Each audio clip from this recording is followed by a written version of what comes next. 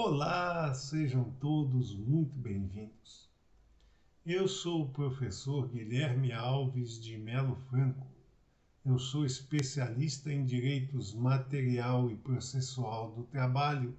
e previdenciário pela Universidade Estácio de Sá do Rio de Janeiro. Estou a desenvolver no meu canal do YouTube, Guilherme Alves de Melo Franco Estudar Direito,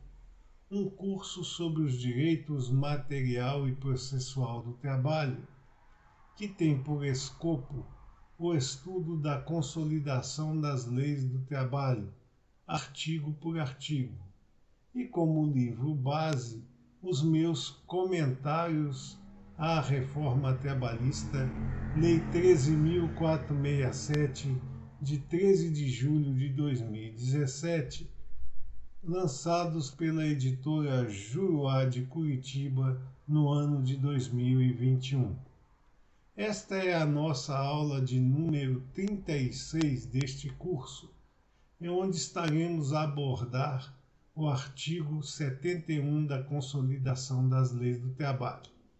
Antes, porém, de iniciarmos o nosso estudo propriamente dito deste artigo 71 consolidado, vamos recordar que na aula anterior nós vimos o caso dos intervalos entre as jornadas de trabalho efetivadas pelo trabalhador, ou seja, aquele intervalo necessário entre o término da jornada de um dia e o início da jornada no dia subsequente, e que deve ser de, no mínimo, 11 horas, como já vimos na aula anterior. Agora estaremos a continuar e concluir nossos estudos a respeito destes intervalos, quando vamos estar a destrinchar o que nos diz o artigo 71 da Consolidação das Leis do Trabalho, que desta feita versa justamente sobre o intervalo existente dentro da própria jornada de trabalho cotidiana do trabalhador. Ou seja, aquele intervalo que vai suspender a prestação pessoal de serviços durante determinado lapso temporal, para que o empregado possa proceder à sua alimentação. Neste ponto, é preciso reforçar que a ideia de que o intervalo interjornada se dirija apenas e tão somente à alimentação do trabalhador, ou seja, ele vai, se alimenta e retorna imediatamente ao trabalho, é equivocada. Pois o intervalo interjornada ele não se dedica apenas a promover a possibilidade do trabalhador se alimentar para continuar depois a sua faina cotidiana. Ele visa também, com um princípio que é de medicina e segurança do trabalho, pois os intervalos já estão mais do que comprovados tecnicamente, de que eles são necessários para justamente que haja uma minimização do número de acidentes do trabalho, evitando um desgaste muito grande do trabalhador em face do dispêndio de sua força de trabalho durante as prestações pessoais de serviço. Por isso ele também visa a recuperação destas parcelas de labor e de desgaste físico e mental, para que o trabalhador não se exponha a um risco maior de se acidentar durante a jornada. Portanto, o intervalo ele não é só para o trabalhador se alimentar e ponto. Ele é para o descanso do trabalhador. E nesse sentido de promover a recuperação da rigidez física e mental do laborista, a lei determinou que os intervalos acima de 6 horas de trabalho, quando o trabalhador se agita, logicamente, em jornadas mais extenuantes, ele deve ser de no mínimo 60 minutos e, por conseguinte, não poderá ultrapassar ao tempo máximo de 2 horas para este fim. As jornadas abaixo de 6 horas, ou seja, até 6 horas, o empregado tem direito a um intervalo mínimo de 15 minutos, não havendo, neste caso, nenhuma previsão para limite máximo deste intervalo, o que parece-nos ser uma falha redacional do artigo 71 da Consolidação das Leis do Trabalho, que deveria também prever, como previu nos casos de duração de jornada acima de 6 horas, que o intervalo não poderia ser maior que 2 horas, aqui deveria também ter sido feita uma comparação entre esse estágio e aqueles trabalhadores com jornadas abaixo de 6 horas, para que nós não pudéssemos permitir que houvessem intervalos muito grandes entre jornadas de trabalho tão pequenas, porque, como nós vamos ver mais à frente, o próprio estágio de tempo à disposição do empregador, ou seja, aquele tempo em que o empregado não tem a possibilidade de ou ir para a sua casa descansar, ou arrumar outra ocupação durante o lapso temporal em que esteja ocioso, ele também promove o desgaste mental do trabalhador, já que ele tem que ficar à disposição do seu empregador durante longo período de tempo. Então, neste caso, como este é o objetivo justamente do caput do artigo 71 da Consolidação das Leis do Trabalho, deveria ter sido feito um mecanismo também para limitar a quantidade máxima de intervalo nos sistemas de labor até 6 horas. É importante informar que as jornadas até 4 horas de trabalho, elas não fazem com que o trabalhador tenha o direito a qualquer intervalo, ou seja, elas são cumpridas de forma íntegra, sem nenhum intervalo neste sentido. A redução dos intervalos interjornada para descanso e alimentação, ela só é possível com a autorização por ato específico do ministro do Trabalho. Fora isso, não há como se oportunizar a redução deste intervalo para descanso e alimentação do trabalhador por conta simples da manifestação volitiva do empregador, até mesmo se houver a concordância do empregado neste sentido, porque, como vimos, são preceitos aficionados aos princípios de medicina e segurança do trabalho e, portanto, não podem ser infensos a qualquer acordo entre as partes contratantes nos pactos de emprego. Então, neste caso, para haver essa redução, é preciso a autorização expressa por escrito do ministro do Trabalho. o não pagamento, ou pagamento parcial das jornadas que não respeitam os intervalos mínimos para descanso e alimentação do empregado, é uma questão que foi polêmica durante muito tempo, tanto na doutrina quanto na jurisprudência, havendo, inclusive, entendimentos jurisprudenciais do próprio Tribunal Superior do Trabalho de que, quando houvesse a sonegação do intervalo interjornada para descanso e alimentação por parte do empregador em relação ao empregado, este período deveria ser considerado como hora extraordinária e assim pago ao trabalhador. Acontece que, através da reforma trabalhista e logo depois do seu implemento,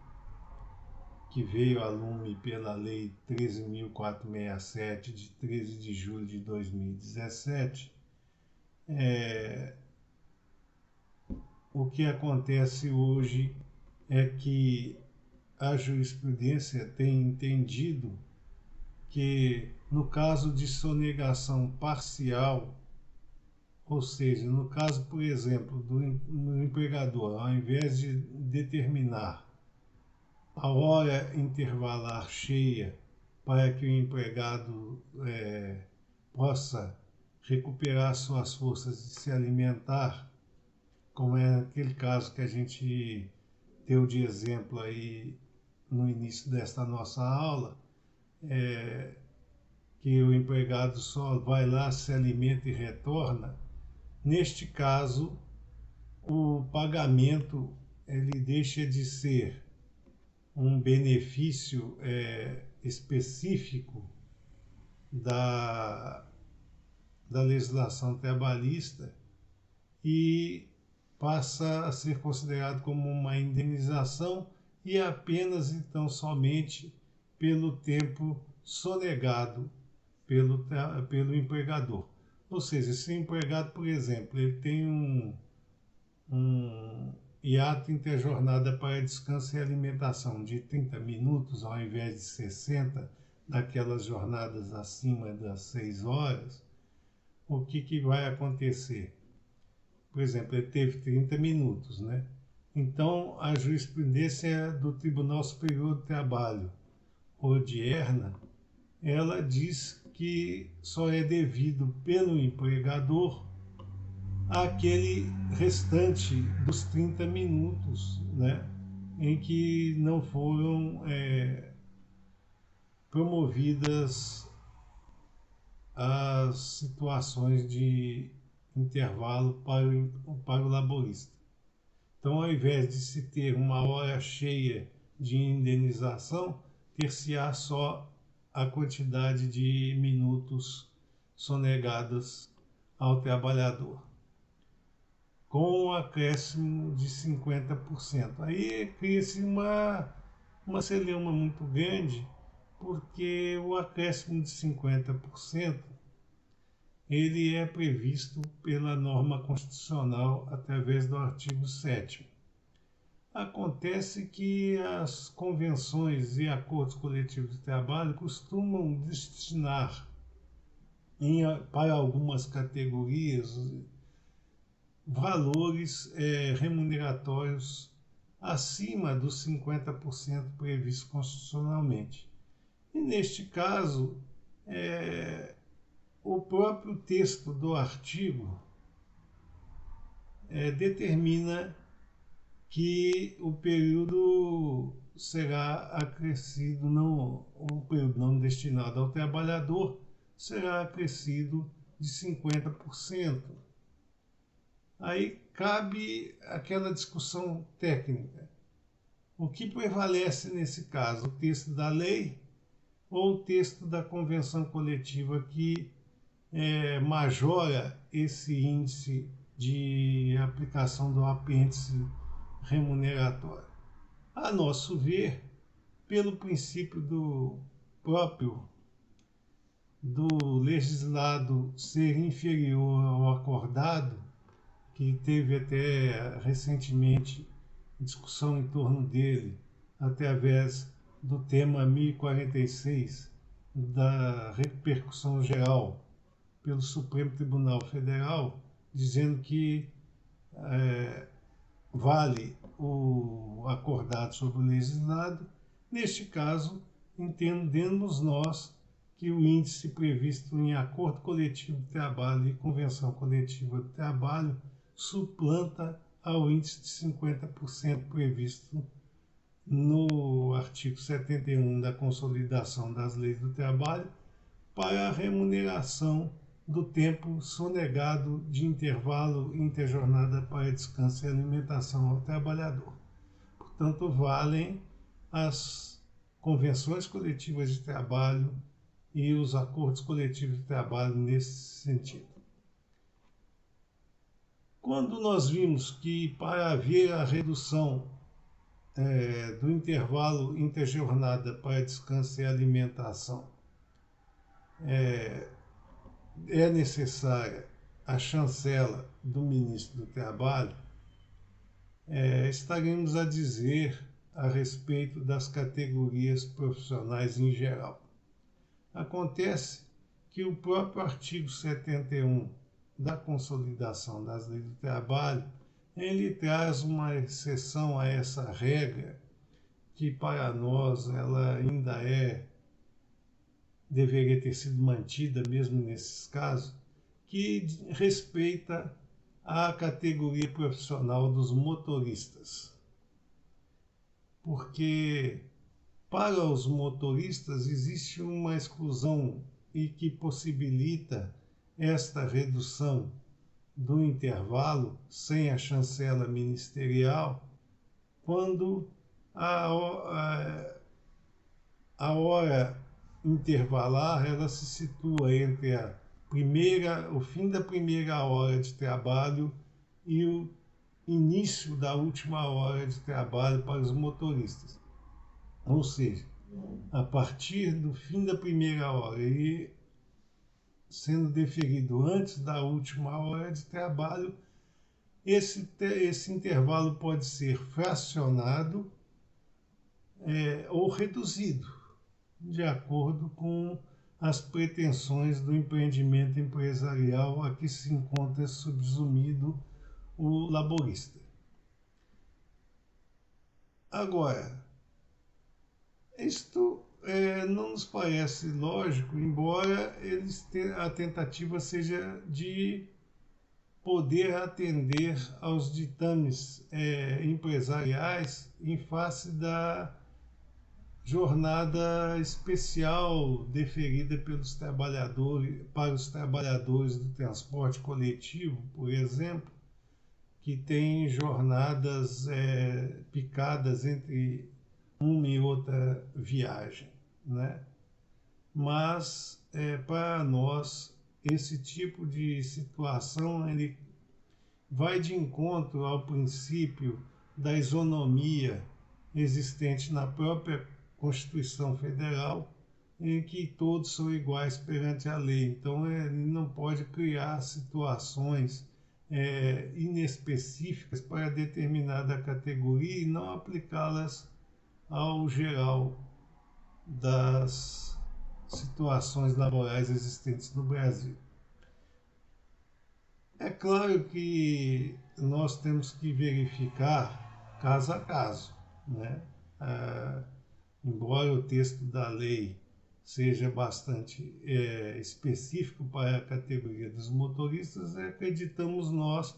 que em casos assemelhados ou análogos a serem apreciados pela Justiça do Trabalho nos processos judiciários do trabalho, pode haver a ampliação desta possibilidade de redução ou de fracionamento do intervalo de acordo com as possibilidades criadas dentro dos próprios meios processuais a que se dirigiriam as decisões dos magistrados. O que acontece é essa possibilidade de redução no fracionamento, ela só é possível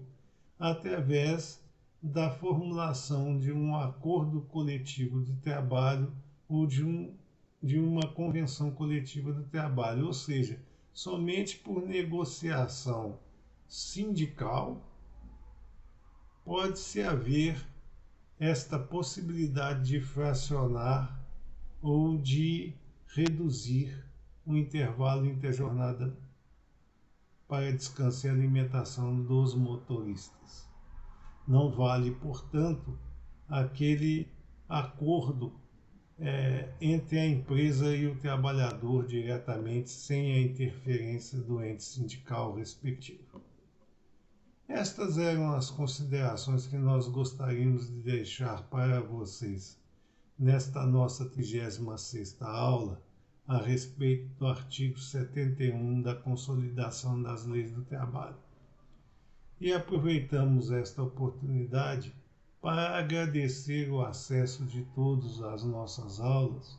e concitar a todos para que deixem seus likes nas nossas aulas e se inscrevam no nosso canal, porque é através destas duas atividades dependentes do acesso de vocês é que nós poderemos continuar a manter este nosso curso durante mais tempo e atingir o maior número de alunos possíveis,